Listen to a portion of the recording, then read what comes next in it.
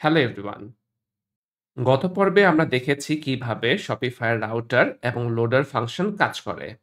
আজকের এই পর্বে আমরা দেখব যে কিভাবে GraphQL এর ক্ষেত্রে কার্সর বেসড প্যাজিনেশন করতে হয়। চলুন শুরু করা যাক। প্রথমেই আমি আমার অ্যাপটি যে ফোল্ডারে ইনস্টল করা সেখানে চলে এসেছি এবং এখানে আমি Alt D প্রেস করব কিবোর্ডে এবং টাইপ করব CMD। এন্টার প্রেস করলাম। আমার কমান্ড লাইনটি ওপেন হয়েছে। এখন আমি টাইপ করব Shopify app dev, enter press করলাম। এখানে আমরা ২ টি লিঙ্ক দেখতে পাচ্ছি। আমি ১ম লিঙ্কটার উপরে কন্ট্রোল প্রেস করে ক্লিক করলাম।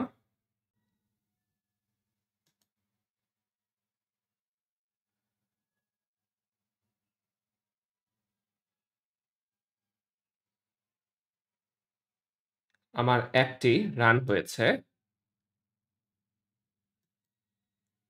এবার আমি নিচে গ্রাফিক্যাল URL এরকম আরেকটা লিঙ্ক দেখতে পাচ্ছি। আমি এই লিঙ্কটাতেও কন্ট্রোল প্রেস করে একটা ক্লিক করব। এই ওয়েব পেজে আমি একটি UI দেখতে পাচ্ছি। সেই জায়গায় আমি দেখতে পাচ্ছি স্ট্যাটাস হচ্ছে রানিং। আমার GraphQL এর ভার্সন দেখতে পাচ্ছি। আমার ডেভেলপমেন্ট স্টোরের নাম দেখতে পাচ্ছি এবং কোন অ্যাপটি রান করছে এটার সঙ্গে লিঙ্ক আপ করা সেই অ্যাপটির নাম দেখতে পাচ্ছি। এছাড়া আমি নিচে আরো বেশ কিছু ট্যাব দেখতে পাচ্ছি, যে জায়গায় আমি GraphQL এর কোয়েরি বা মিউটেশনস গুলো লিখেছি আমার আউটপুটটা দেখার জন্য।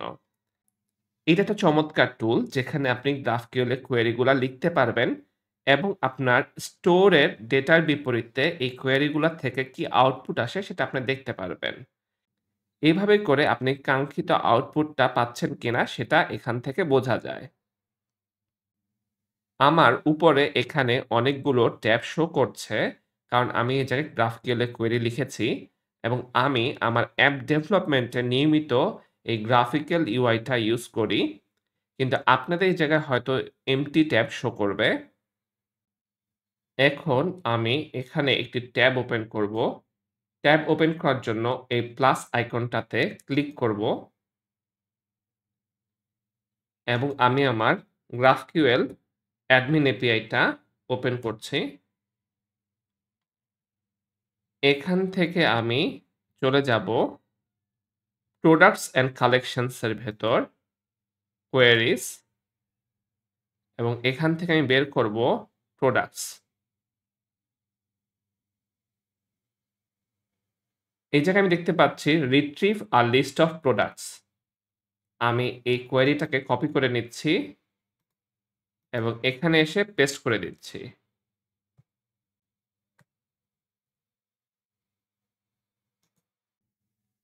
এখানে আমাদের স্টোরের প্রোডাক্টস গুলো শো করছে। চলুন দেখে আসি আমাদের স্টোরের মধ্যে এই প্রোডাক্টস গুলা আছে কিনা।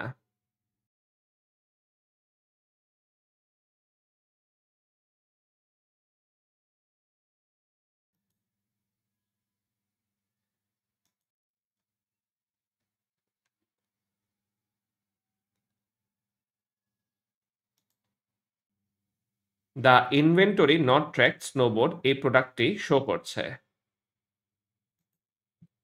অর্থাৎ আমাদের কোয়েরিটি কাজ করছে। এখন একটি সিনারিওর কথা কল্পনা করুন। আমাদের স্টোরে মাত্র ১৭টি প্রোডাক্ট আছে। কিন্তু এমন অনেক Shopify স্টোর আছে যেখানে ২,০০০, ৩,০০০ বা ১০,০০০ প্রোডাক্ট আছে। আপনার অ্যাপের মধ্যে এই সমস্ত প্রোডাক্টগুলো লোড করতে হবে। এখন আপনি কি এই ২-৩ হাজার প্রোডাক্ট একসঙ্গে লোড করবেন? এটা কি কোনো এফিশিয়েন্ট সলিউশন?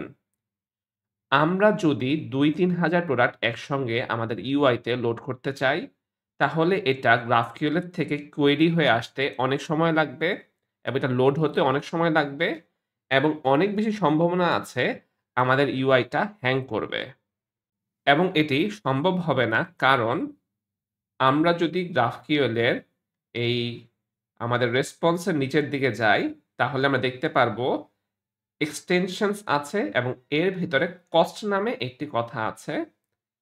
এরপর হচ্ছে গিয়ে রিকোয়েস্টেড কোয়েরি কস্ট। এই কোয়েরিটা করতে কত কস্ট হয়েছে? 6। অ্যাকচুয়াল কোয়েরি কস্ট কত? 6। Throttle status maximum available ২০০০, currently available 1994। তার মানে এই জায়গায় একটা থ্রটলিং এর ইস্যু হতে পারে। এই সিচুয়েশনটা হ্যান্ডেল করার জন্য Shopify আমাদেরকে কার্সর বেসড প্যাজিনেশনটা দিয়ে দিয়েছে। চলুন দেখে আসি কার্সর বেসড প্যাজিনেশনটা কি। আমরা এই ডকুমেন্টেশনে দেখতে পাচ্ছি প্যাজিনেটিং রেজাল্টস উইথ GraphQL। এই জায়গায় বলা আছে when you use a connection to retrieve a list of resources, যখন আপনি কানেকশন ব্যবহার করেন রিট্রিভ করার জন্য a list of resources, you use arguments to specify the number of results to retrieve. আপনি স্পেসিফাই করেন যে কত নাম্বার অফ রেজাল্টস আপনি রিট্রিভ করতে চান। You can select which set of results to retrieve from a connection by using cursor based pagination. আপনি চাইলে select করতে পারেন কোন রেজাল্টস গুলো আপনি রিট্রিভ করতে চান ফ্রম আ কানেকশন, এটা কানেকশন থেকে by using cursor based pagination. এই জায়গায় নোট দিয়ে আমরা দেখতে পাচ্ছি you can retrieve up to a maximum of 250 resources. এই জায়গায় আমাদেরকে নোট দিয়ে বলা আছে যে আমরা একসঙ্গে ম্যাক্সিমাম অফ 250 রিসোর্সেস রিট্রিভ করতে পারবো। এর থেকে বেশি আমরা পারবো না। যদি এর থেকে বড় অ্যামাউন্টের ডেটা আমাদেরকে রিট্রিভ করতে হয় তাহলে তারা বলছে you can perform a bulk query operation using the GraphQL admin API. এখন এই জায়গায় আমরা এই ডকুমেন্টেশনের মধ্যে অ্যাসিস্ট্যান্ট দেখতে পাচ্ছি। এটাতে ক্লিক করলাম এবং এই জায়গায় ধরেন আমরা ওকে প্রশ্ন করব AI K, what is cursor in Shopify GraphQL admin API. দেখি ও আমাদেরকে কি উত্তর দেয়।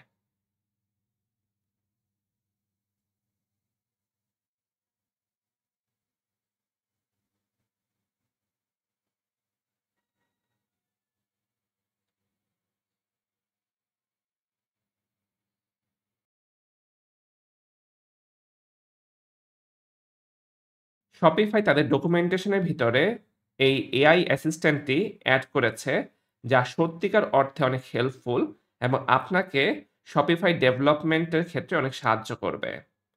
এই জায়গায় দেখতে পাচ্ছি আমার প্রশ্নের পর ও উত্তর দিয়েছে, "In the Shopify GraphQL admin API, a cursor is a string value that acts as a reference to the position of a node, such as product, order, or customer, within a paginated list, known as a connection. Cursor-based pagination is used to efficiently retrieve large set of data in smaller manageable chunks." ও বলছে যে কার্সরটা হচ্ছে একটা string value যেটা হচ্ছে গিয়ে reference করে position of a node. এটা নোডের পজিশনকে সে ইন্ডিকেট করে। উইথ আ প্যাজিনেটেড লিস্ট মানে পৃষ্ঠার মতো করে লিস্ট করা থাকে। Known as a connection, connection থেকে। Cursor based pagination is use to efficiently, cursor based প্যাজিনেশনটা ইউজ করা হয় এফিশিয়েন্টলি রিট্রিভ করার জন্য রিট্রিভ করার জন্য লার্জ সেট অফ ডেটা, বড় অ্যামাউন্টের ডেটা ইন স্মলার ম্যানেজেবল চাঙ্কস। ছোট ছোট খণ্ড খণ্ড করে বড় অ্যামাউন্টের ডেটা লোড করার জন্য এই কার্সর বেসড প্যাজিনেশনটাকে ইউজ করা হয়ে থাকে।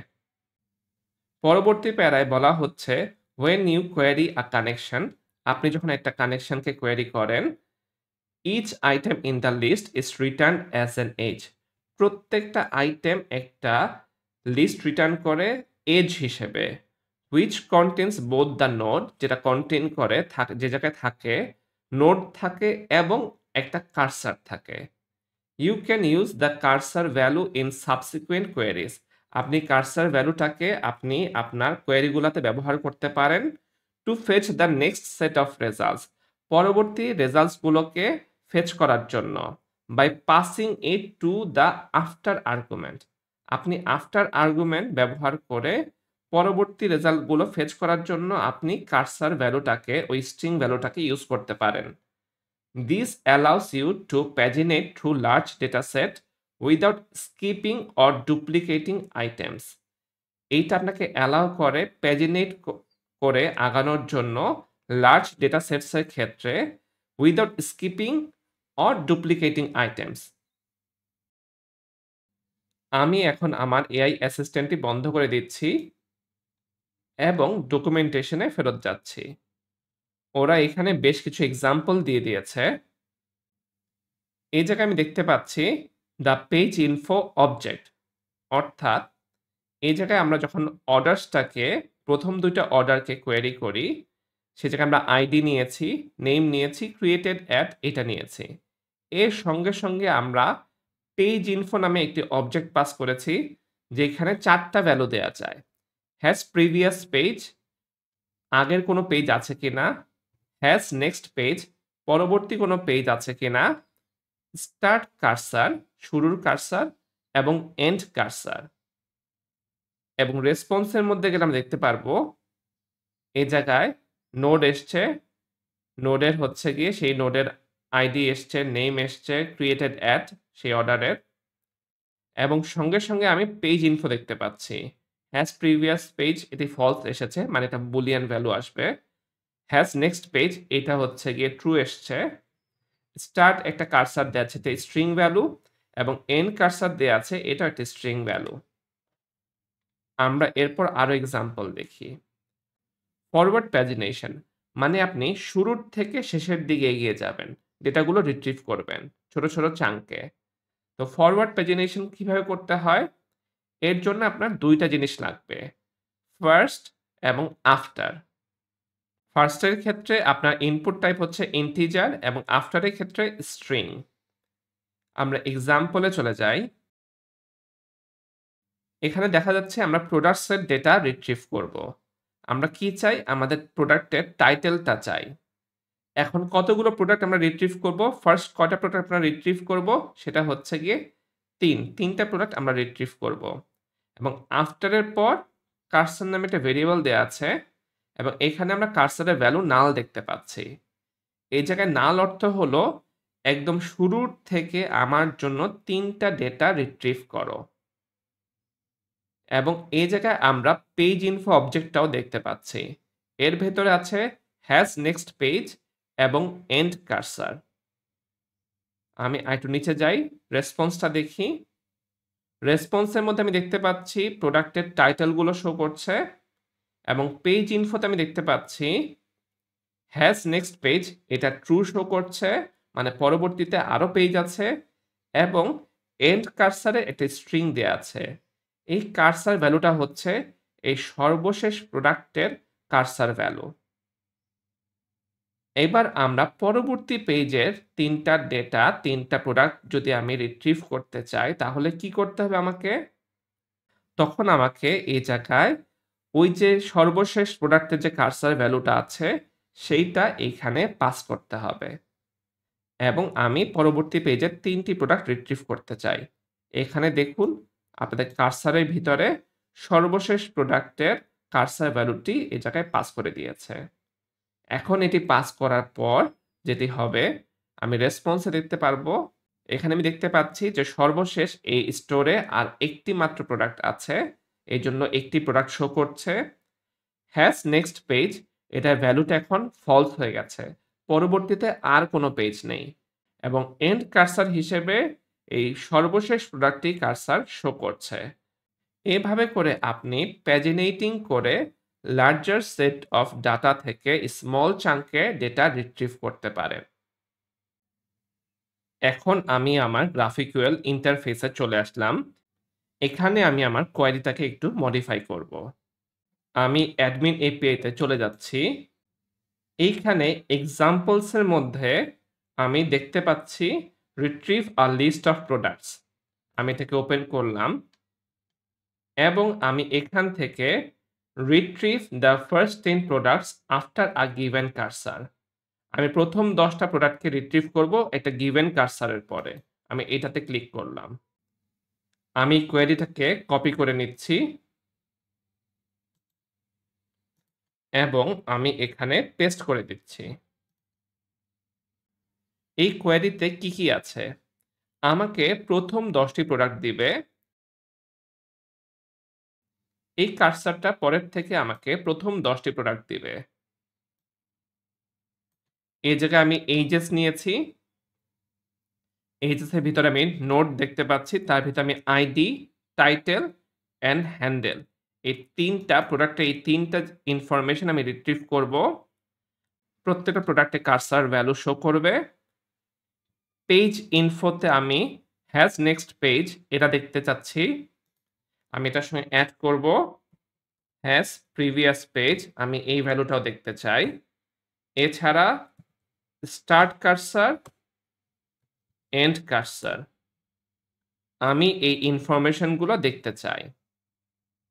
এখন আমি আমার কোয়েরিটাকে রান করব।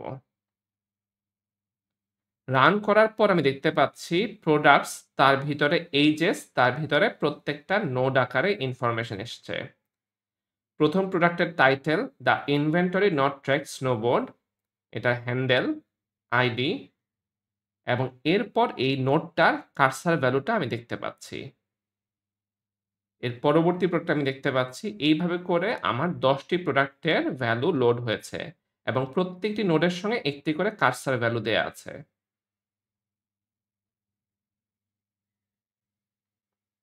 এবং নিচের দিকে আমি পেজ ইনফো দেখতে পাচ্ছি।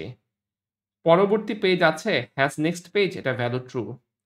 হ্যাজ প্রিভিয়াস পেজ এটার ভ্যালুও ট্রু কারণ আমরা একটা কার্সর ভ্যালুর পরের থেকে প্রথম ১০ টি প্রোডাক্ট লোড করেছি।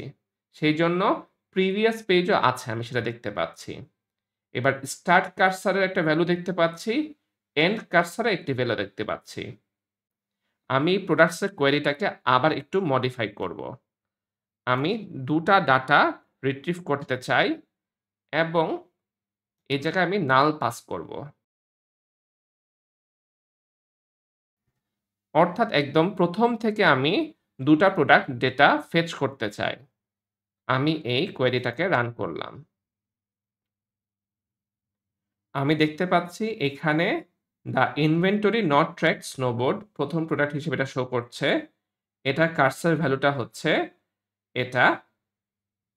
শেষের অংশ আমি দেখতে পাচ্ছি MOM CJ9 আমি দেখে আসি আমাদের স্টার্ট কার্সরের ভ্যালুটা ঠিক ওই প্রথম প্রোডাক্টের কার্সর ভ্যালু এবং শেষের প্রোডাক্টের কার্সর ভ্যালুটা আমাদের এখানে এন্ড কার্সরের ভ্যালুতে আমি দেখতে পাচ্ছি। তার মানে স্টার্ট কার্সরটা এই সর্বপ্রথম নোডের কার্সর ভ্যালুটাকে ইন্ডিকেট করে এবং এন্ড কার্সরটা এই নোড লিস্টের সর্বশেষ নোডের কার্সর ভ্যালুটাকে ইন্ডিকেট করে। এবার আমি আমার কোয়েরিটাকে আরেকটু মডিফাই করি।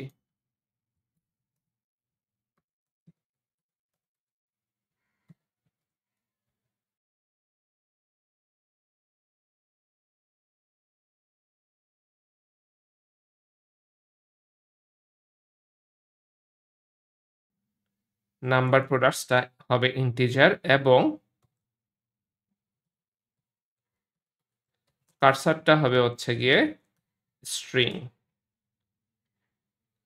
এখন এটাকে আমি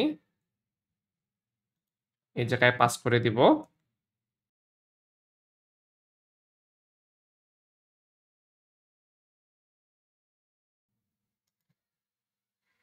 এখানে আমি ২ টি ভেরিয়েবল পাস করে দিলাম। নিচে আমি ভেরিয়েবল ডেটাগুলো ইনপুট দিব। এই জায়গায় আমি ৫ টি প্রোডাক্টের ডেটা রিট্রিভ করব। এবং কার্সর জায়গায় আমি এই এন্ড কার্সরটা অর্থাৎ এই গিফট কার্ড নামে যে প্রোডাক্টটা আছে এটার কার্সরটাকে আমি কপি করে এটার ভ্যালুটা পাস করে দিব। আমি ভ্যালুটা পাস করে দিলাম। আমরা দেখে আসি আমাদের স্টোরে গিফট কার্ডের পরবর্তী প্রোডাক্ট কোনটা আছে। আমরা আমাদের স্টোরে দেখতে পাচ্ছি সর্বপ্রথম প্রোডাক্টটি হচ্ছে the inventory not track snowboard এবং এর পরবর্তী প্রোডাক্টটি হচ্ছে গিফট কার্ড এবং তার পরবর্তী প্রোডাক্ট হচ্ছে দ্য ড্রাফট স্নোবোর্ড। অর্থাৎ আমাদের এখন এই প্রোডাক্ট থেকে আমাদের ডেটা রিট্রিভ করা শুরু হবে। আমি আমাদের GraphQL ইন্টারফেসে চলে আসলাম এবং আমার কোয়েরিটাকে রান করলাম। আমি দেখতে পাচ্ছি দ্য ড্রাফট স্নোবোর্ড এই প্রোডাক্টটি শো করছে। অর্থাৎ ১ম দুটো প্রোডাক্ট স্কিপ করে তারপরের থেকে তারা ৫ টি প্রোডাক্টের ডেটা রিট্রিভ করেছে। ১, ২, ৩, ৪, ৫ দ্য কমপ্লিট স্নোবোর্ড। এখন আমি চাচ্ছি দ্য কমপ্লিট স্নোবোর্ডের পরের থেকে আরো ৫ টি প্রোডাক্টের ডেটা রিট্রিভ করতে। এখন আমি চাইলে এই এন্ড কার্সর এটি কপি করে নিতে পারি। কারণ এইটার ভ্যালু আর এই ৫ নাম্বার প্রোডাক্টের ভ্যালু এ দুটো সেম। সো আমি এটাকে কপি করে নিচ্ছি এবং কার্সরের মধ্যে আমি পেস্ট করে দিচ্ছি। আমি আমার কোয়েরিটাকে রান করছি। এবার আমি দেখতে পাচ্ছি দ্য মিনিমাল স্নোবোর্ড থেকে আমার প্রোডাক্ট ডেটা রিট্রিভ করা শুরু হয়েছে। আমি আমার Shopify স্টোরে চলে যাচ্ছি। ড্রাফট স্নোবোর্ডের পর ১ নাম্বার প্রোডাক্ট, ২ নাম্বার প্রোডাক্ট, ৩, ৪, ৫ এই ৫ টি প্রোডাক্টের পর দ্য মিনিমাল স্নোবোর্ড এখান থেকে আমার ডেটা রিট্রিভ করার কথা। এবং আমি আমার GraphQL ইন্টারফেসে দেখতে পাচ্ছি ঠিক ওইভাবেই আমার দ্য মিনিমাল স্নোবোর্ড থেকে আমার ডেটা রিট্রিভ করা হচ্ছে। এভাবে করে আপনি কার্সর বেসড প্যাজিনেশন ইউজ করে লার্জার ভলিউমস অফ ডেটা থেকে স্মল চাঙ্কে আপনি ডেটা রিট্রিভ করতে পারেন এবং এটা আপনি ব্যবহার করতে পারবেন প্রোডাক্টস এর ক্ষেত্রে, কালেকশনস এর ক্ষেত্রে, অর্ডারস এর ক্ষেত্রে, কাস্টমারস এর ক্ষেত্রে। কারণ আপনার স্টোরে হাজার, হাজার প্রোডাক্ট থাকতে পারে, হাজার, হাজার কালেকশন থাকতে পারে, হাজার, হাজার কাস্টমার থাকতে পারে, হাজার, হাজার অর্ডারস ক্রিয়েট হতে পারে। সো এরকম লার্জ ভলিউমস অফ ডেটাগুলোকে আপনি প্যাজিনেশন ইউজ করে স্মল চাঙ্কে ডেটা লোড করবেন। এটাই হচ্ছে GraphQL এর কার্সর বেসড প্যাজিনেশন। আপনাদের আজকের এই ভিডিওটি যদি ভালো লেগে থাকে তাহলে একটি লাইক দিবেন এবং Shopify অ্যাপ ডেভেলপমেন্ট রিলেটেড পরবর্তী ভিডিও পেতে চাইলে সাবস্ক্রাইব করে পাশে থাকবেন। ধন্যবাদ।